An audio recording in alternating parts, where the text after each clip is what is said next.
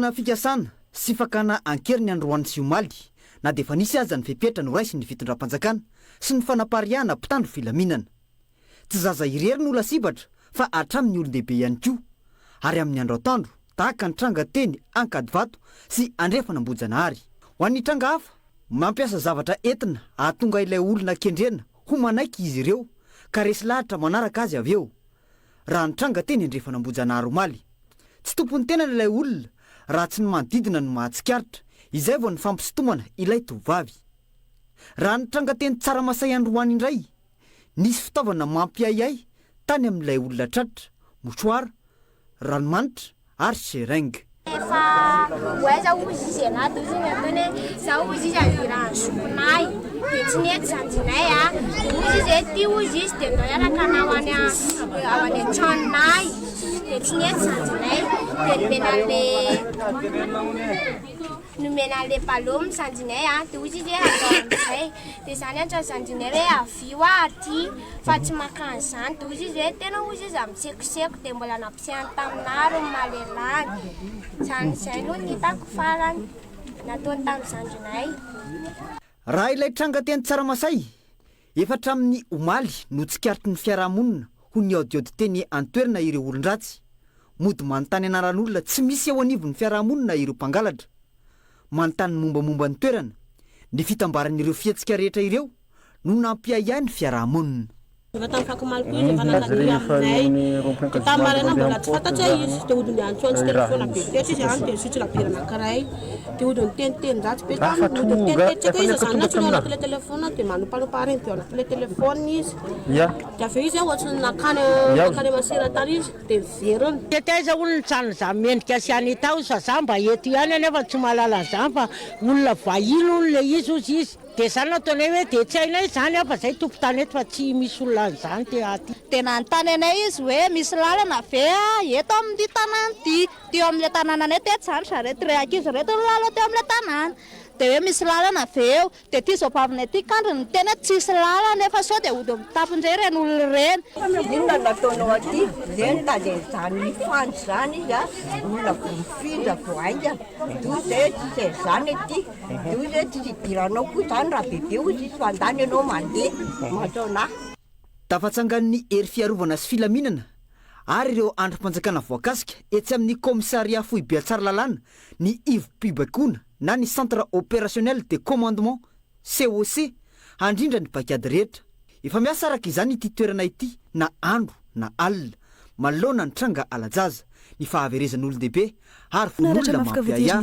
sy ny tebiteby ateraka izany eny anivon'ny fiarahamonina. Andromangy no ayay ny poniny onikasa angalajazany tenany rehefa ny audio teny antoerana nandritra ny ora maro ary niaraka tamin'ny kilalao fandrebireben'ankizy raha ny fitantaran'ireo nanatrimaso ka niara ny erisetra vetrany.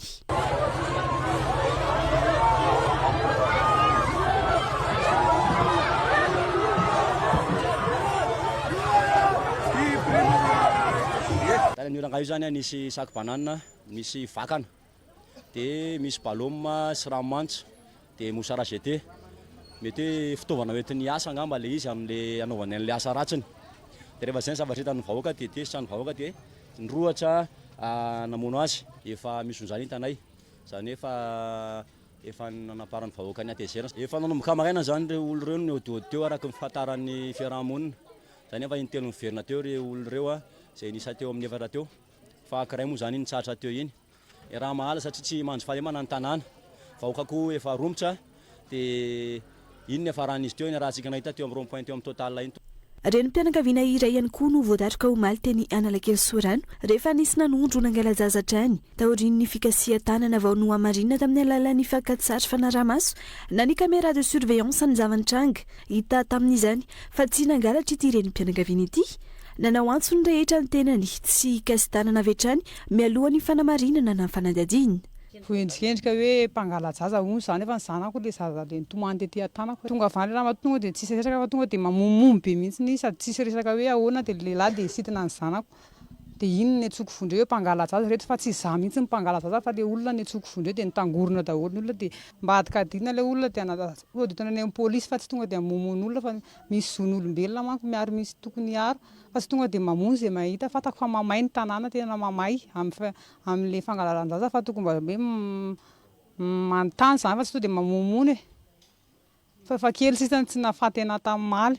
afaka mbola alaiko ny kopiana na marinana raha ohatra misy tsy mily le olona tena isorako an'le olona fa nisy olona anankiroa niaro anay tena niaro anay fianakaviako tsy manaiky ny zanaratsa sy le afabaraka dia tsy maintsy nitory izay na mamay takin'inona raha niteo zara misy polisy tany misy lalàna dia tokony mba Valenterie raha kotinirina no mampifaraitra amin'ny lafiny teknika Roland Brito kosa no hita nolotra ity fotoana ity amin'izao iarahana izao makasitraka hatrany amin'ny fanjoina ny onjam-peo ny tovaty io nahita toerana ianao na ny ampitan-dranomasina any eo anatin'ny ora fiasany ianao mety mbola eny ambon'ny fiara kodianao na fiara oimbony ianao na fiaran'olon-tsotra dia akasitrahana ary sorana hatrany satria ny antom-pisinareo mbola mampisy an'ity fandarana ity anjo be deabe ny zavatra mitranga mifaofao tao anatin'izay efatra miroapolo ora farany izay tsy nifandrenesantsika teto izay bahana be moa zany lafiny sosialy ny resaka tsy fandripahalemana zany mba hamonjy ny fodinana miaraka ihany koa anatin'izany mba tsy andehandeha tokatokana mba hisoroana an'izay mety ataontsika hoe fanararotana ataon'ireo olon-dratsy zany manoloana izany mikasika an'izay lafiny resaka tsy fandripahalemana zay fa betsaka ny voalaza angambany efa samy manjifa an'izany eny amin'ny any ataontsika tambazotra sosialy sy ny hainao manjery sy ny sisa ny rehetra fa ny afaka bangoina angamba mikasika an'ity resaka fahaverezana olona satria tsy lehibe tsy kely dia henoana fanamarana mikasika an'izany sy ny resaka alajaza ity dia ny fitandremana ny fahamailona ny fiaraha-miasa amin'ny fanomezana totam-baovao ny mpitandro ny filaminana satria zay ihany no ahafahana mifehy any io satria ny ratsy dia tsy kely lalana ary tsy fanalaza moa ny tompona andraiky mpanjakana ny amin'ny hoe tsy tranga vaovao kory no misy amin'ny zao fotoana zao io fa ny endrika isehoany fotsiny no miova ary tany amin'ny taona fito amby folo sy roa arivo valo amby folo sy roa arivo dia mitovitovy amin'izao ihany koa ny tranganisy taikareo tanora ny tovavy moa tena lasebatra tamin'izany fotoana izany akoatra ny resaka kidnapping dia rehefa nisy fivavampitondrana taorian'izay taorian'ny taona valo amby folo sy roa arivo dia tony hoe nisy bouton tsindrina dia niato niaraka amin'ny vava ihany koa zany hoe ny laza fa tena foana tanteraka tsy izay fa tsy nitovy tamin'ny forongatra ilay ataontsika kidnapping ny zavatra nitranga teto Madagasikara somary nagagagaga ihany zany betsaka moa ny faneho-kevitra mandeha amin'izao fotoana izao fa misy ambadika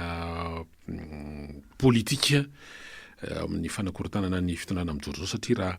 ny prime ministre lehibe ny gouvernement dia efa nilaza mazava an'izany fa tsy misy mahasakana ny fanavozana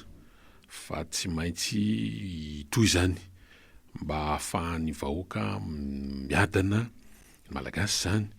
miaina ao anatin'ny fahalalana satria efa mafy izay ny ainan'ny vahoaka malagasy izay raha raisina sy verina amin'izay zavatra nambaran'ny prime ministre izay dia tetika antotorona ny fitondrana mijoro ankehitriny mba ilazana fa tsy mandry fahalemana ny tany mikorotana ny tany tsy milamina ny tany mandrendrerana antsy ny vahoaka sy ny sisa ny zavatra mitranga ankehitriny dia malmo nisy ny ataontsika hoe fanehoana fiaraha-miory nataon'ny fitondrana malagasy tarihan'ny filohan'ny fanavozana teny amin'ireo toerana izay nisy fianakaviana namoa iny menaky ny ainy vokatry reto tranga miseho amin'izao fotoana izao ty resaka alajaza toy ny teny Atongarivo sy ny teny amin'ny faritra Ambatolampy Mahafotsy reny dia nisy ihany koa ny teny fohy izay manandanja be zavatra nyresahan'ny filohan'ny fanavozana ny repoblika ny amin'ny zavatra misy amin'izao fotoana izao ary nanaovan'ny fanamariana ihany koa ny amin'ny lafin'ny fitateram-baovao sy ny fivoizam-baovao ary somary navotonona ihany ny amin'ny toeran'ny resaka hainao manjery zany a sy ireo ataontsika pejy mitato-baovao manoloana ny tranga misy ankehitriny. Saripady be ny lafin'ny fitateram-baovao ary izay no tsara anaovana ny fanamarihana ihany koa amin'izao fotoana izao. Nikasika an'izany satria raha ny zavatra misy ankehitriny aloha zany dia manam-porofo sy mbola manamarina indray fa ny fantsona toy ny radio sy ny fahitalavitra no fantsona tsara indrindra ny fana vaovao satria ny vaovao amin'ireny zany no azo lazaina fa vaovao voamarina ary izay mihitsy moa zany ny tena fepetra satria tokony vaovao voamarina ary voasivana no mivoaka amina onjam-peo na amina fahitalavitra na gazety ihany koa ary tokony hanana fotoana ahafahana manamarina zany vaovao zany satria tena saripady de saripady mba isorohana n'ilay ataontsika hoe psychose zany raha ohatra ka zay no andikana azy le hoe mety ampisoa vorovoro ny fiainam-bahoakana ny fiarahamonina teraka fikorotanana psychose de zay le izy raha ohatra ka fihezina ny zavatra mitranga amin'izao fotoana zao de ifampisarana koa zay satria raha ny zavatra nisy tao anatin'izay fotoana zay dia misy hainao manjery ravavy